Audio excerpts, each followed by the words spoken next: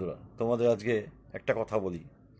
তুমি পৃথিবীতে জন্ম নেওয়ার পরে তুমি পৃথিবীতে পরিবার, বন্ধু বান্ধব, আত্মীয় স্বজন সকলের জন্যই তুমি যাই করো না কেন,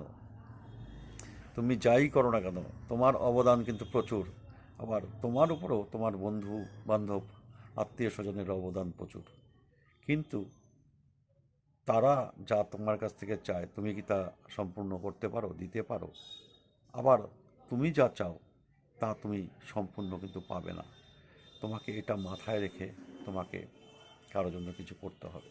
সুতরাং কখনো তুমি ভেবো না তুমি যা চাইবে তাই পাবে। আবার কখনো এটা ভেবো না যে তোমার কাছে যা চাইবে তারা তা পাবে। এটা কিন্তু বাস্তব এবং সত্য ঘটনা, এবং এটাই ঘটে। কারো চাহিদা সম্পূর্ণ কেউ করতে পারে না, কমপ্লিট। ধন্যবাদ।